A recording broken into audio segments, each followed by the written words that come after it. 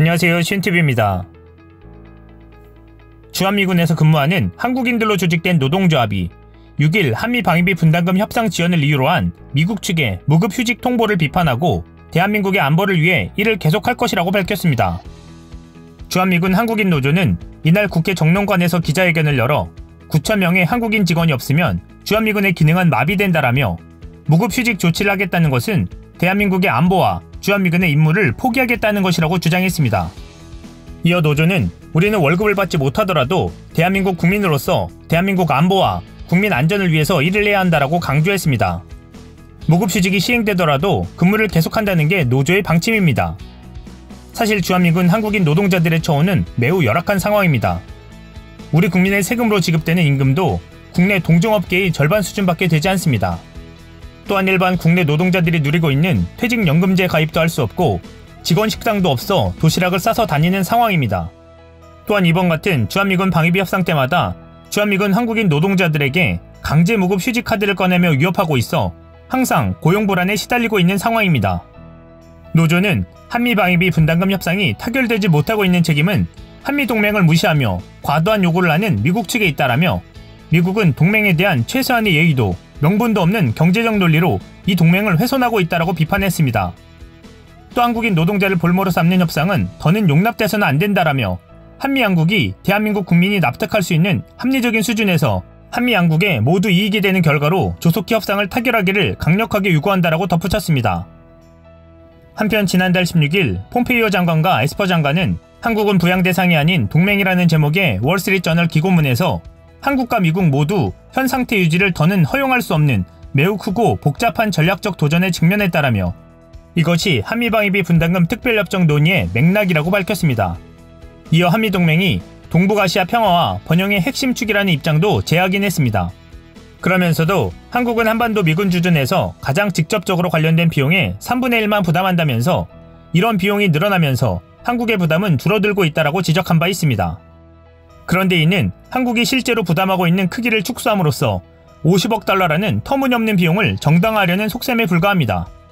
2018년 국방백서를 찾아보니 2015년 기준 한국의 주한미군 주둔비 지원 비용은 직접비가 당시 방위비 분담금인 9,320억 원이 포함된 4조 4,974억 원입니다.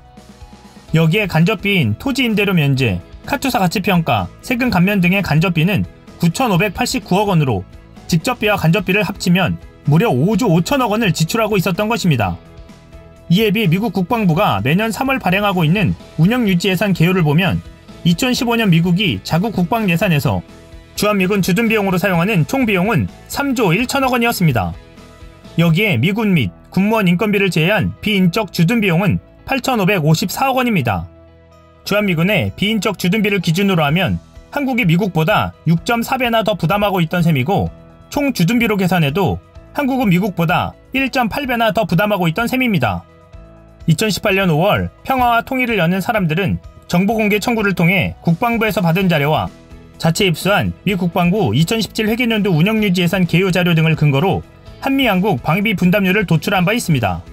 그 결과 2016년 기준 한국의 분담률은 72.6%, 미국의 분담률은 27.4%로 파악되었습니다. 그럼에도 그때까지 한미가 공개해온 한국의 공식 방위비 분담률은 42%에 불과했습니다. 이렇듯 한국의 실질 분담률이 명목 수치보다 훨씬 크다는 건 미 보수 언론마저 동의하는 사실입니다. 2018년 한미 방위비 분담 협상 당시에도 미 일간 월스트리트저널은 주한미군 기지 토지 가치를 포함하면 한국의 방위비 분담률이 80%에 이른다라고 보도했습니다. 이어 신문은 우리가 주둔하고 쓰는 시설인 만큼 미국은 동맹국의 분담금을 계산할 때 미군이 사용하는 토지의 가치까지 고려해야 한다라는 로렌스 코브 전 미 국방부 차관보의 지적도 인용했습니다. 이런 상황을 잘 알고 있는 미 트럼프 정부가 한국의 방위비로 50억 달러를 요구하는 것은 한국이 모든 비용을 다 내라는 것과 다름없는 말로 말도 안 되는 소리입니다. 한편 강경화 외교부 장관은 6일 주한미군 방위비 분담 협상을 둘러싼 한국과 미국 정부의 입장차가 아직 크다고 밝혔습니다. 강 장관은 이날 오전 외교부청사에서 가진 기자회견에서 지난달 폼페이오 미 국무장관과의 회담에서 이를 확인했다라면서 아직 간극은 크지만 서로 이해도 훨씬 깊어졌으며 이를 바탕으로 합의를 만들어가야 하는 상황이라고 전했습니다. 또한 강 장관은 방위비 분담 협상은 국회 비준 동의를 받아야 하는 중요한 합의라면서 정부는 기존 방위비 분담 협정 틀 안에서 합리적이고 공평한 분담을 해야 한다는 입장을 견지하면서 협의 중이라고 말했습니다.